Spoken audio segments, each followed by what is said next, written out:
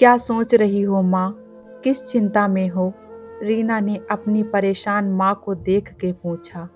कुछ नहीं बेटा, बस नीति की चिंता रहती है, माँ ने कहा।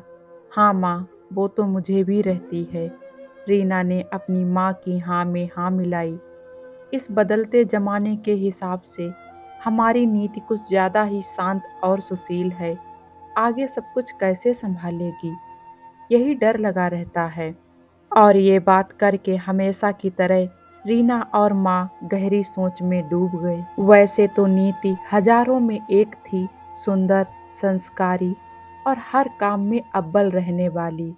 पर उसके साथ ही उसकी सबसे बड़ी कमजोरी थी उसका ज़रूरत से ज़्यादा ही शांत स्वभाव।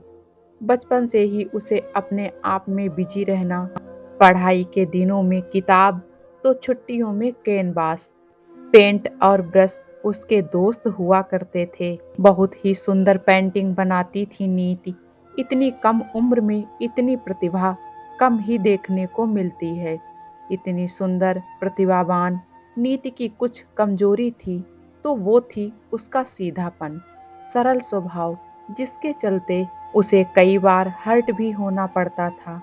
किसी दोस्त से लड़ाई हो या किसी गलत बात का आरोप, कभी अपनी बात को खुलकर नहीं कह पाती थी वो, चुप रह जाती और अंदर ही अंदर परेशान होती रहती।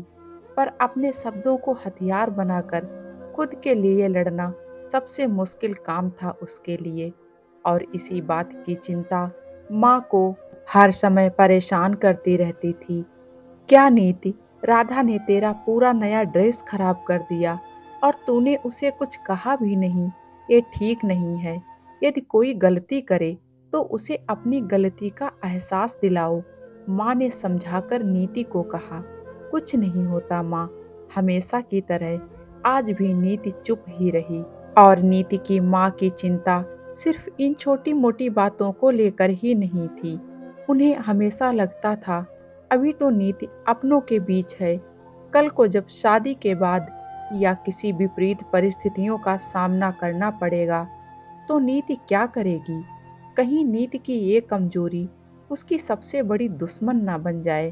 पर कैसे वो नीति के स्वभाव को बदले, ये रास्ता उन्हें समझ नहीं आता था। समय समय पर वो नीति को समझाती रहती कि आगे की जिंदगी इतनी आसान नहीं है बेटा। समय बीतता गया, पढ़ाई पूरी कर परिवार की मर्जी के हिसाब से एक अच्छे परिवार में नीति की शादी भी हो गई। अपने शांत स्वभाव के कारण नए परिवार में जगह बनाना नीति के लिए उतना आसान नहीं था। शुरुआती कुछ दिनों तक तो सब कुछ ठीक रहा, पर कुछ दिनों बाद ही नीति की सास और उसकी जेठानी ने नीति के सीधे स्वभाव का बेनिफिट उठाना शुरू कर दिया। बिना बात के नीति को ताना मारना और उसे नीचा दिखाना दोनों का मनपसंद काम बनता जा रहा था। क्या नीति, नमक नहीं डाला सब्जी में? तो सफाई करना तो तुम्हें आता ही नहीं है। इन छोटी मोटी बातों से दोनों नीति को परेशान करने का कोई मौका नहीं छोड़ती थी। और हमेशा की तरह नीति पलटकर कोई जवाब नहीं दे पाती। कभी अकेले में रोती, कभी कोशिश भी करती तो सोचती ये घर के बड़े हैं, उनका सम्मान करना मेरा फर्ज है।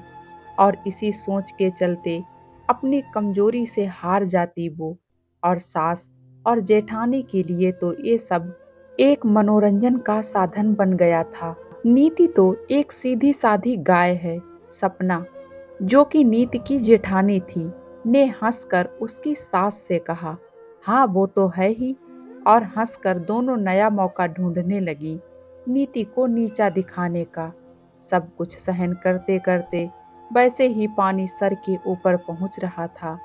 और आजकल दोनों ने नया मुद्दा बनाया था नीति को नीचा दिखाने, और उसका नाम था तेरे मायके में तो। वे बात बात पर दोनों इसी बात का ताना मारती रहती कि ऐसा होता है तेरे मायके में।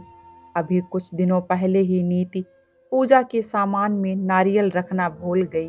और फिर क्या था, सपना ताना मारते हुए बोली, तेरे मायके में नारियल नहीं रखते क्या पूजा में? वो कुछ बोलती इसके पहले सावित्री देवी यानी नीति की सास बोली, अरे साड़ी तो देखो इसकी, ऐसी साड़ी पहनते हैं तेरे यहाँ पूजा में। रोती हुई नीति अपने कमरे में जा पहुंची। दिन रात इन तानों से घुटन बढ़ती ही जा रही थी।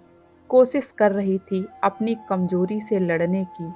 इतने दिनों तक सहन किया, पर आज अपने मायके के बारे में बुरा सुनकर अपनी माँ के शब्द उसके कानों में गूंज रहे थे।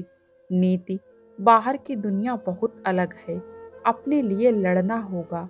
जब भी अपने साथ गलत हो तो उसे सहन मत करो और अपनी आवाज उठाओ। और आज नीति को लगा, बस बहुत हो गया, अब वो ये अन्याय नहीं सहन कर पाएगी। बिना वजह के ये ताने नहीं सहन करूंगी। और जैसे ही अपने आंसू पोंछ के नीति किचन में गई, सपना और सविता देवी कानाफूसी में व्यस्त थे और नीति को देखते ही दोनों बोली, कैसा हलवा बनाया है, ऐसा हलवा बनता है तेरे मायके में। और दोनों हंसने लगी। इस बार दोनों की हंसी के पूरा होने से पहले ही नीति बोली, काफी दिनों से आप दोनों मुझे कहे जा रही हैं, ऐसा होता है मेरे मायके में। आज मैं आपको सच बताती हूँ, क्या होता है मेरे मायके में और क्या मेरे मायने हैं मेरे लिए मेरे मायके के। मेरी आन बान शान है मेरा मायका, मेरा वजूद मेरी पहचान है मेरा मायका। मेरे संस्कार और मेरे अच्छे व्यवहार की वजह है मेरा मायका। मेरी माँ की सीख और पिता के आदर्शों का मापदंड है मेरा मायका। सच कहूँ तो मेरा गुरूर है मेरा मायका। पर अफसोस, आप ये बात नहीं समझ पाई। मेरी चुप्पी को मेरी कमजोरी समझती रहीं। एक स्त्री होने के नाते आप दोनों को भी पता होगा क्या होता है मायका एक लड़की के लिए। और उसके बावजूद भी मेरे मायके के बारे में इतना भला बुरा बोलती रही। पर अब और नहीं, अब ये मेरी आपसे विनती नहीं, चेतावनी है कि कृपया अपने शब्दों पर ध्यान दें। मुझे या मेरे मायके के बारे में बिना वजह कभी बुरा ना बोलें। नीति के शब्दों को सुनकर दोनों सन्न रह गईं। आज उन्हें भी अपने गंदे मनोरंजन के तरीके पर शर्मिंदगी हो रही थी और साथ ही एहसास हो रहा था अपनी गलती का। और उससे भी बढ़कर खुशी की बात थी, आज नीति ने अपनी सालों की कमजोरी पर विजय पा ली थी। क्योंकि किसी ने सही ही कहा है, जुल्म करने के साथ जुल्म सहना सबसे बड़ा गुनाह है।